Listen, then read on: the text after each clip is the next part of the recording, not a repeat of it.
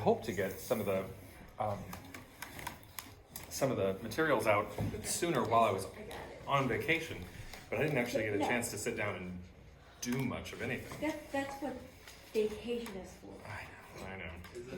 Yeah. You think I'll do some of it on the plane? No. What did you do? Keep the kids in line, basically. Yeah. But so today is largely about it's about Jesus's ministry. Last time we went over some of the finer points, or some of the sort of broad outline of his life. But today is a little bit about not just his ministry, but also sort of his associations. There's some things on here that are worth pointing out that I didn't add, but we'll chat about. One of the things that I always find interesting in the Gospels is here at the beginning, after he heals the leper, come on, here you go. So I always find it interesting in his ministry that he's constantly going, don't tell anybody, don't tell anybody. So it says, after healing a leper, he says, and Jesus sternly charged him and sent him away at once and said to him, see that you say nothing to anyone, but go, show yourself to the priest, and offer for your cleansing what Moses commanded, so keeping with the law, for a proof to them. But he went out again and began to talk freely about it, and to spread the news, so that Jesus could no longer openly enter a town. In Matthew 9, after healing 2 blind men, then he touched their eyes, saying, according to your faith be it done to you. And their eyes were opened, and Jesus sternly warned them, see that no one knows about it. But they went away and spread his fame throughout the district.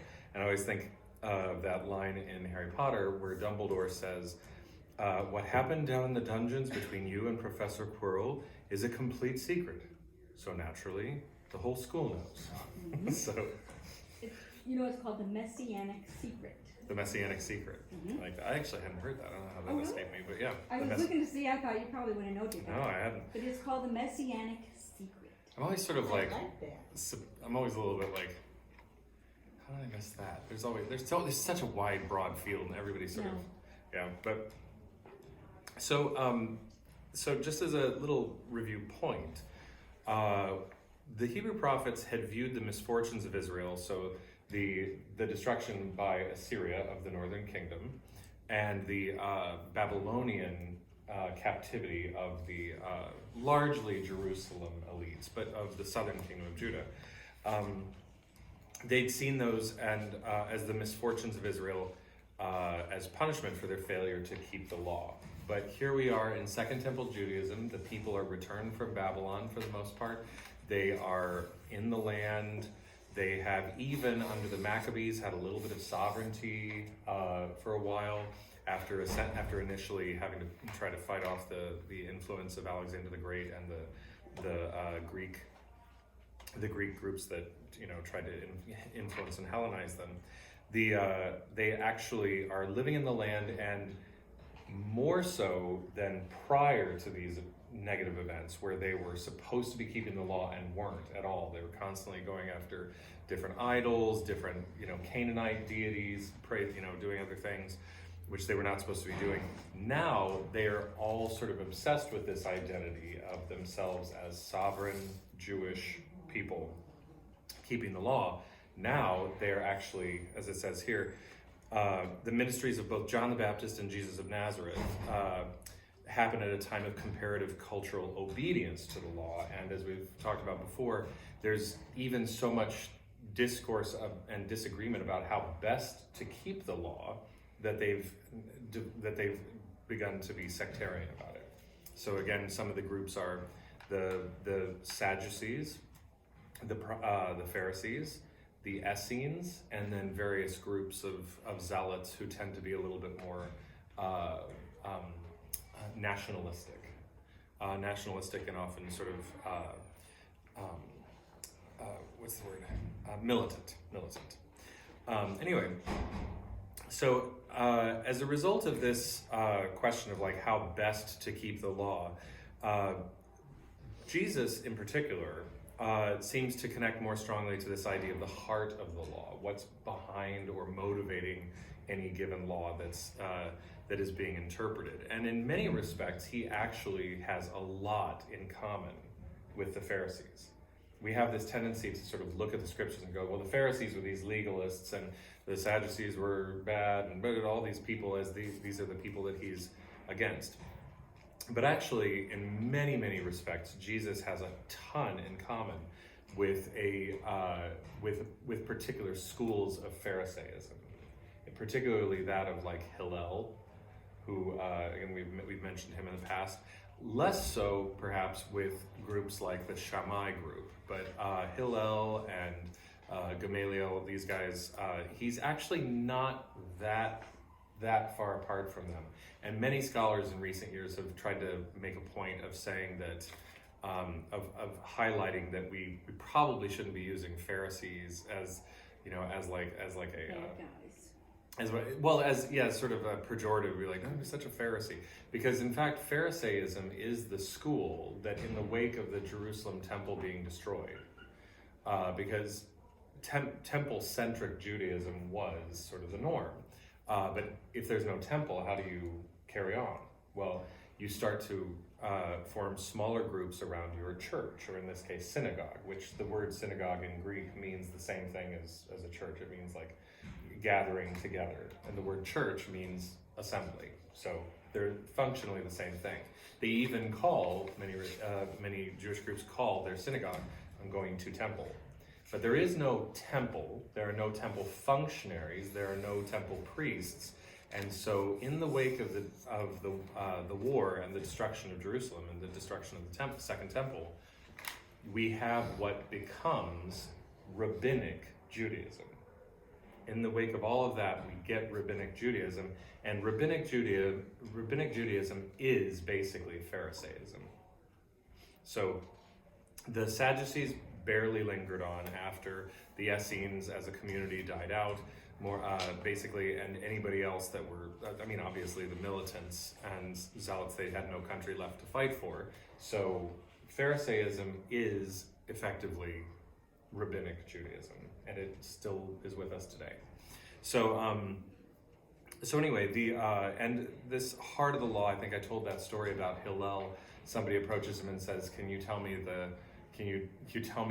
summarize the Torah while standing on one leg for me? And he says, what is hateful to you, do not do unto others. That's the Torah. Go and study. Everything else, he says, everything else is commentary. Go and study. And yeah, and that's as you'll notice, that's just a slight reformation. It's a negative formulation. It's a do not do as opposed to do. It's a negative formulation of the same golden rule that Jesus espoused.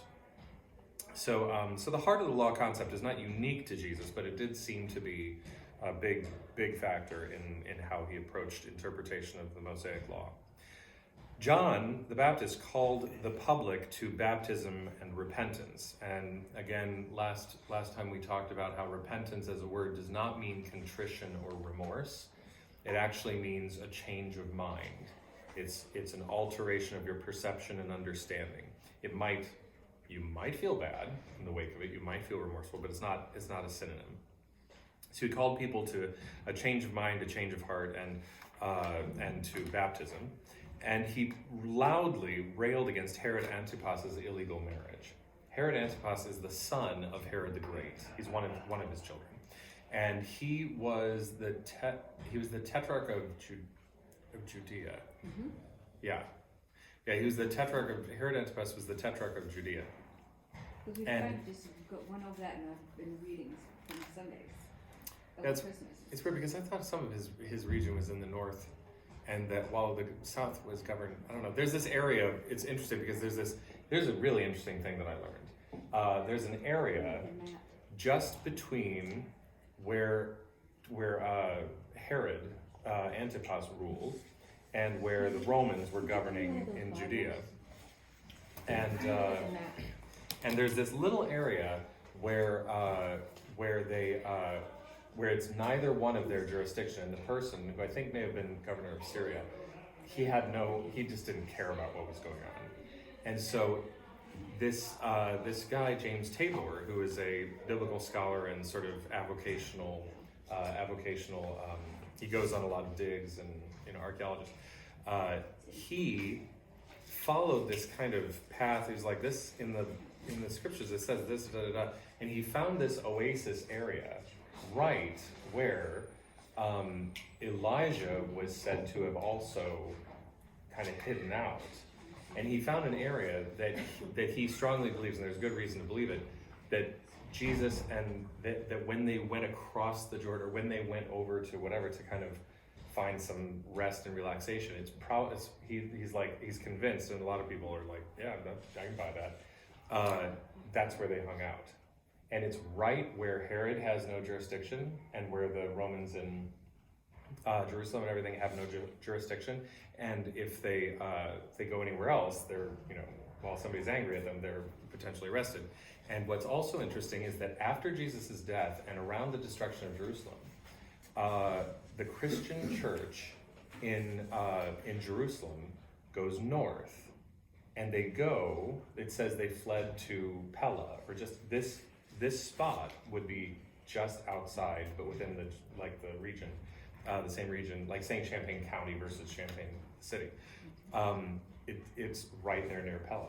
And so that's where the Jerusalem church went when they were fleeing the destruction in Jerusalem. So anyway, Herod Antipas is the son of Herod the Great, and he has taken as a wife his brother's ex-wife, and that is by Jewish custom illegal. And so John the Baptist is saying, you're supposed to be our ruler. You're supposed to set an example. You're not even following our laws. Your marriage is illegal. Your brother's still alive, and you've taken his wife. And this is not okay. And he ends up arrested and beheaded in consequence, right? He's getting all up in his personal life. Yeah, he's getting all up in his personal life. We found, Antipas was in the north. He was in the north. Why did he say Tetrarch of Judea? Well, but Judea is not in the north. The entire area is called the Kingdom of Herod, but around Judea, it was more so under Roman procurators, and the Tetrarchy of Herod Antipas was in the north. Yeah, I just Tetrarch, but it's not Tetrarch of Galilee. I thought it was Tetrarch. No. Anyway, but that's why when he's on trial, this is why in the gospel when he says he's from Galilee. He's Herod's problem. He's like, this is too. I don't want any part of this. This is Pilate speaking. He's like, I don't want any part of this. He's Herod's problem. He's from Galilee, and Herod likely would have been in Jerusalem at the time. People always go, how could he have sent him to Herod like same day and had him crucified, whatever? Because Herod was almost certainly in town for Passover. He would have been in Jerusalem. Yeah. And likely, in fact, there's a good case to be made that he was like right across a courtyard from Pilate at the time. So this is not actually as big a, we were talking about time in the sermon today. It's not as big a concern to figure that one out. But so anyway, Herod Antipas has, reluctantly actually, his wife is the one who really wants John dead, and she manages to get him, Herod to arrest John and behead him. Jesus, in his ministry, focuses a lot on, as I've said before, his ministry, interestingly, as much as it becomes this thing that goes out into the world and involves the Gentile world, and he has these very interesting interactions with Gentiles, and in his ministry to his fellow Jews, says a lot that upsets them about Gentiles. Nevertheless, his ministry is very directly to his fellow Jews. So it seems to have a certain focus on Israelite ecumenism, I should say, social injustices, and interpretation of Scripture. Jesus taught widely in the countryside. He dialogued with different sects. He dialogued with all sorts of people. You would think he should, whether it was from church, Jewish leadership across the different sects, but also to people he shouldn't have, which would be certain people who are unclean for a variety of reasons, people who would be thought to be sinners or outcasts. And this is one of the reasons that I use the word ecumenism, because it seems clear that when he's talking about his ministry is to his, the children of Israel, to whatever, that means all of them. That means the ones who are, you don't just go to the healthy people and say, hey, y'all, let's do this thing. It means you go and you help the sick and bring them in, because they are no less children of Israel. And so he wants them. But he says to many of them, he's like, this is a point that that we made last time, is that he does say, when some repentant person, or when some person who's recognized something in Jesus that is really significant, they come to him, he doesn't just say, you're great how you are. Like he says, you've clearly, you wouldn't be here if you hadn't had a change of heart, a change of mind. Now you are forgiven, now go and sin no more. Right? So it's actually to heal the sick, both with the physical, but also with the psychological, emotional, and spiritual woes. He traveled widely, performing miracles, often getting accused of being either a sorcerer or himself having a demon of some kind, that he was working wonders by Beelzebub or whatever, Beelzebul. But he finally openly defied the temple authorities, and which starts, gets him in a whole lot of hot water. Both men seem to consider that their messages were heralding the eschaton. So let's revisit this word really quick. So the eschaton and eschatology it's the study of the eschaton. Does anybody remember what the eschaton is? I don't remember, but I looked it up before you asked me. You're quick with your phone. Any guesses first? Do you remember? The eschaton is... the final event in the divine plan, the end of the world. Yeah. So the end of the current, like as it is. It doesn't necessarily mean the end of the world like kaboom, but it could mean the end of the existing order, the end of the existing state of things. But there's another word that's related. I'm going to say telos and teleology, which means goal, aim, or purpose, which we mentioned last time. A goal, aim, or purpose. So the eschaton is the arrival or achievement of the goal, aim, or purpose. It's the final change and switch, or it's the end and move into the new thing, whatever that is. The end of the world as we know, it's the end of the world as we know it, right? So anyway, so the eschaton is the arrival, is the end of one thing and the arrival of the next, whatever, the next state. And we think of this as like the Revelation, the apocalypse, the revelation, but it doesn't necessarily have a negative connotation. In fact, when we think about the arrival, or let's distinguish in this case between the start of something and its fruition, because there's a phrase that is common in theological circles where it says already and not yet. The already and not yet of what Jesus refers to as the kingdom. Now the kingdom, if we say heaven, people might say God's kingdom and whatever, but the kingdom is not a heavenly sphere. The kingdom is actually here. It's the blending of heaven and earth. So the kingdom, which is features so heavily in Jesus' ministry, the full fruition of the kingdom is the eschaton. That's the full thing. But the kingdom is already here in some measure, so that's the already.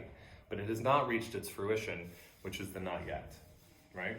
So Jesus will talk about, some of you will glimpse the kingdom before you'll get, excuse me.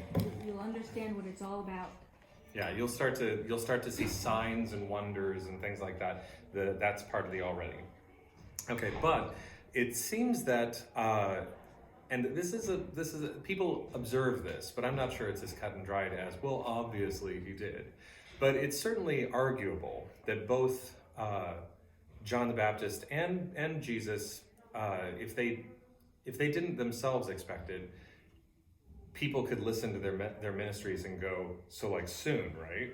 So the both men appeared to consider their messages to be heralding the eschaton. The question of exactly how far away that is actually a big question in the New Testament.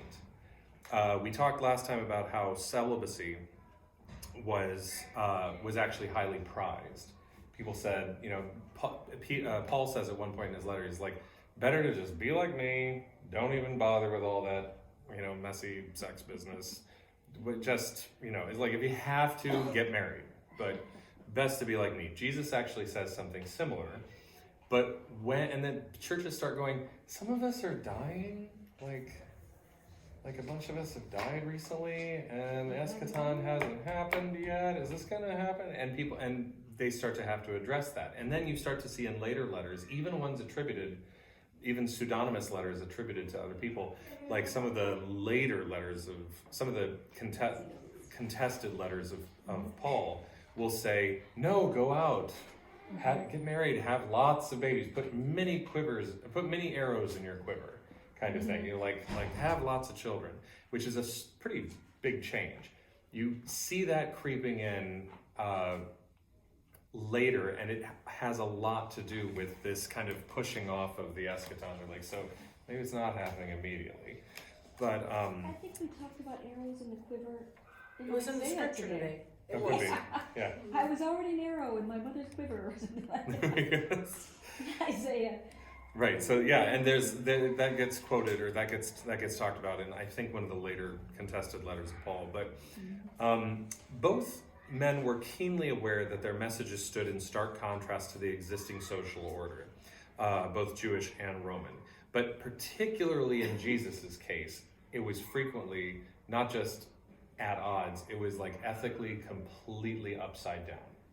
And in ways that we don't usually appreciate. I mean, in a later week, we're going to look over the Sermon on the Mount and realize just how weird it is. And it's always been weird. It's weird today. Like, so many of the things in our sort of cultural inheritance, people say about the West that we are born somewhere between Jerusalem and Athens, is an old phrase. We're born somewhere between Jerusalem and Athens.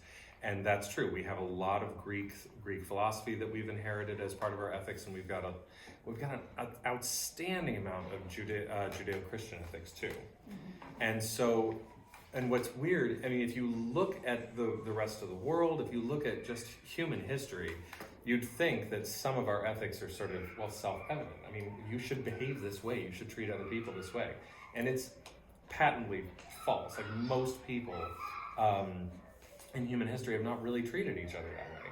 And so much of how we've decided it's right to treat others is born of this kind of unusual thing that Jesus taught, that comes to us from the Judeo-Christian tradition. And even how we are now, even our ethics now, which is pretty radically different from the rest of human history in many respects, it's still not as wild as the things that Jesus said.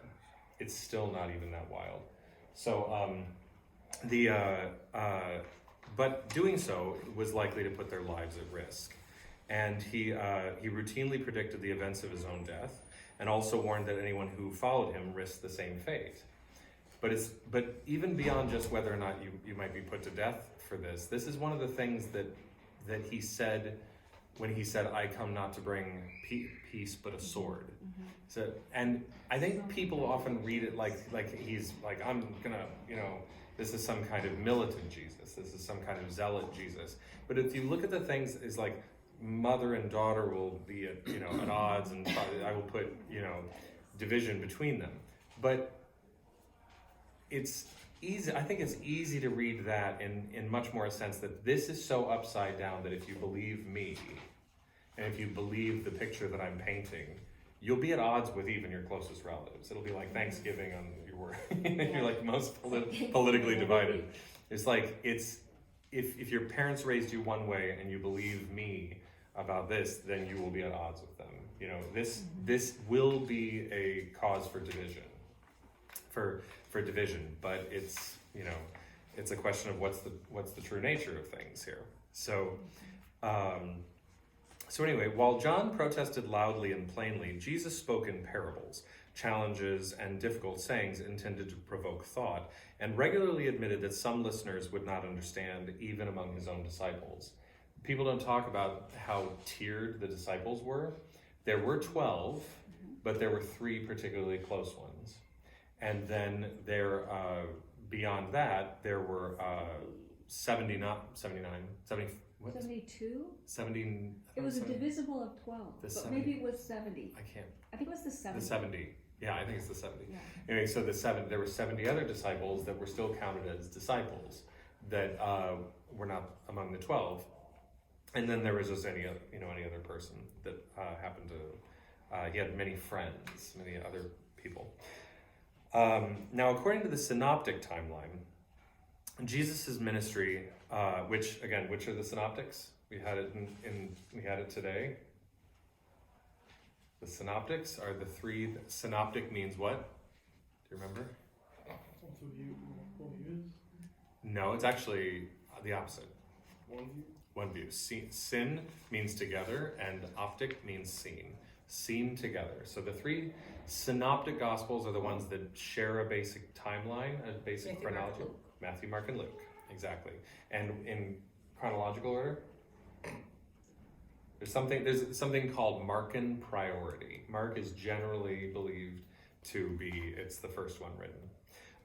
Now it may not be the only one that was written, but of the ones we have, there are things that are believed to have been existent at one time or another that we don't have. Luke, in his refers to them, says, I have seen, there are many people who have written many things, but I've seen fit to sit down and put an orderly account together. What those other things were, we don't know. There was ostensibly an early Hebrew gospel written by Matthew that was attested to by the early church, but we don't really have it anymore.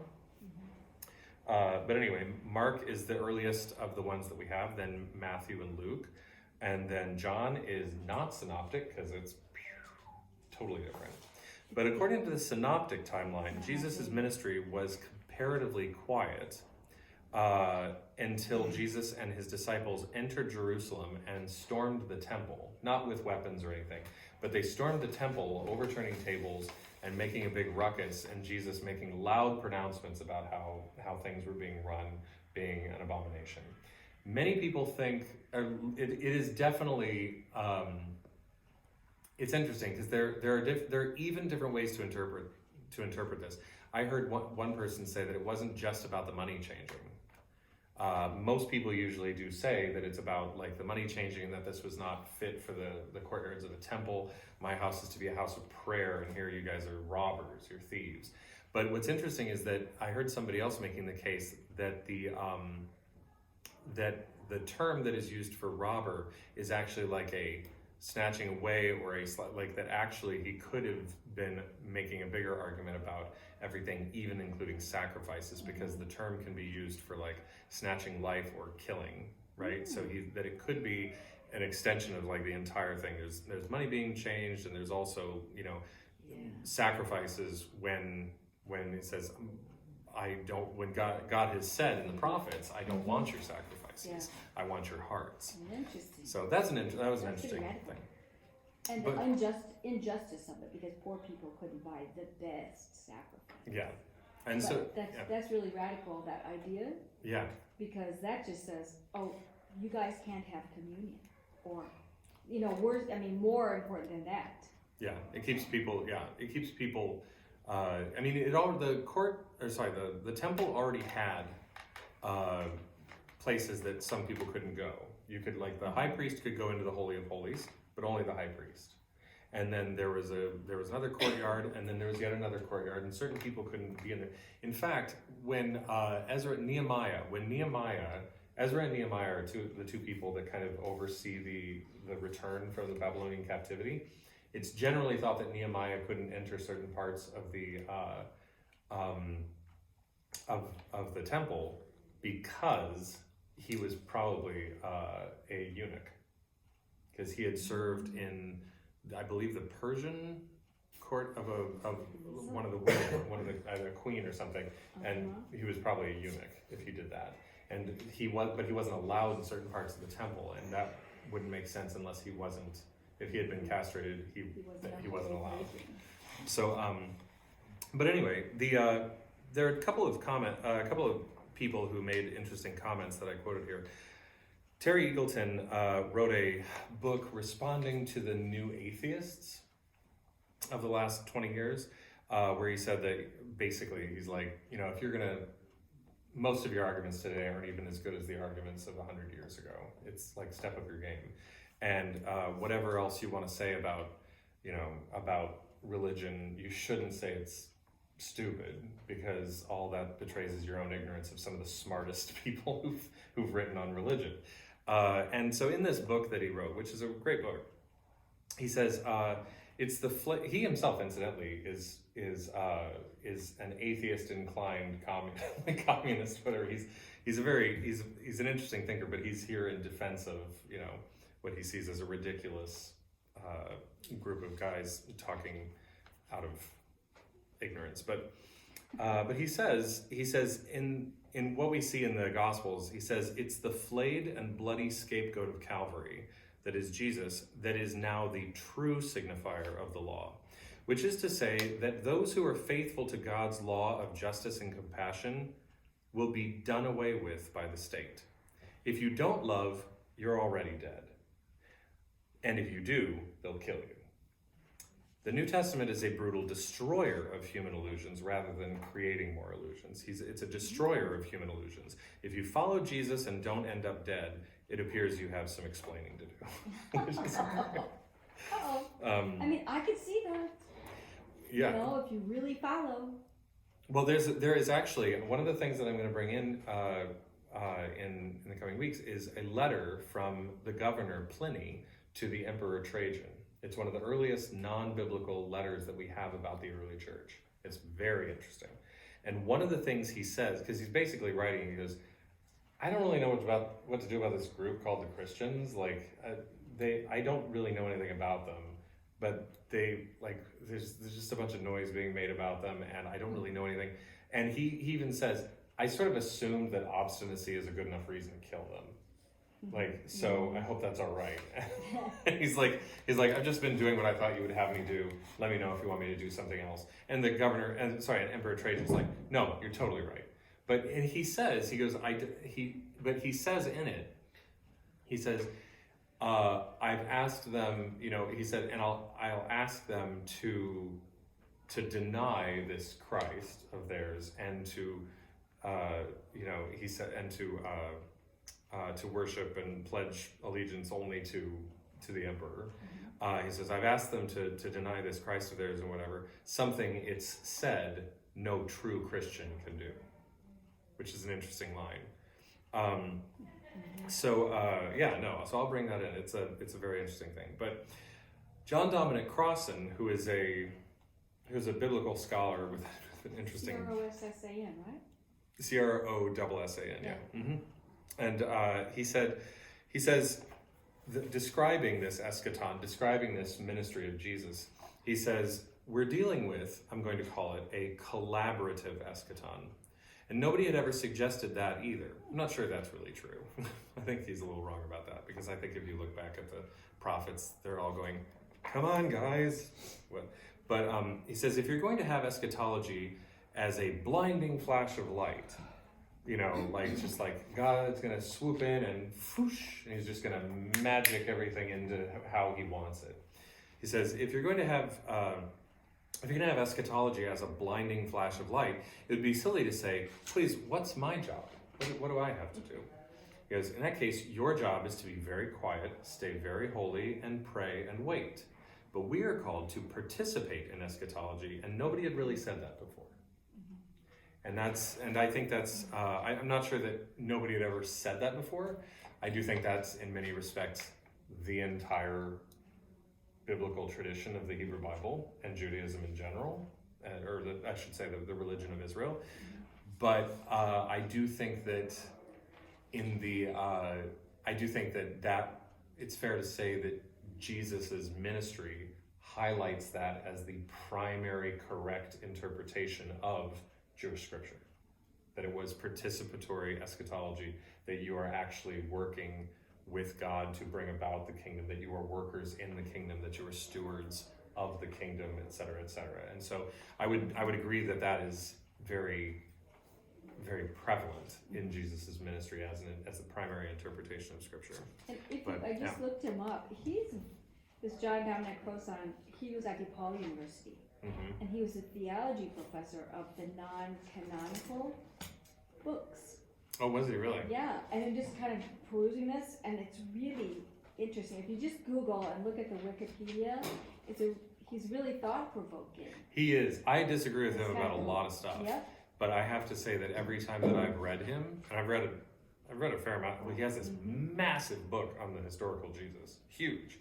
But every time I read him, he has something very, very interesting to say. He's very insightful, even if his view of the whole thing is not one that I share. He's a very smart man, and he's very invested in understanding it. And so he's not dismissive of it. No, and he's, So. he defines Jesus' ministry. He wants to be right there at the time period. Yeah, And he's I just very. read, he says Jesus' ministry emphasizes the communal meals and cutting down social hierarchies. This is another interesting thing that when I was mentioning the Jesus's ecumenism, is that he seems to have conceptually a lot in common with the Pharisees. He has, I would say, probably, as far as I can tell, the least in common with the Sadducees. But we don't talk a lot about the Essenes, but I think that there is a very good case, and after the discovery of the Dead Sea Scrolls, a lot of people began to think this too, that Jesus and John the Baptist may have had fairly strong ties or affinities with the Essene community. The Essene communities were very big on ritual bathing and baptism. They, if you look at their texts about how to live, they lived out apart. So already even that, like they're holy ones, the righteous ones living apart. They had big problems with the temple and the temple authorities. They thought it was corrupt. Interestingly, one of the things that they disagreed with them the most about was, speaking of time, the calendar. But they were ritual bathing. They often they were celibate. Many of them, not all of them, but many of them were celibate. They shared communal meals, and they had certain rules about like the rules of the community that have really strong resemblance to early Christian communities. And Jesus and John seems to have been either affiliated with them in some way or another, but also seems to have had this ministry that was kind of went out into the countryside and everything else, and Jesus as well. But even if you take it a little bit further, there is a quadrant of Jerusalem that was just inside what was called the Essene Gateway. So there were Essenes in Jerusalem too. Some people think that it's entirely possible that when he went into the city, Jesus may have stayed within the Essene community as sort of a cousin community, things like that, group with whom he had this upper room of who's, like who do you go into the city and say the master has need of your donkey, right? What master? Who are you talking about?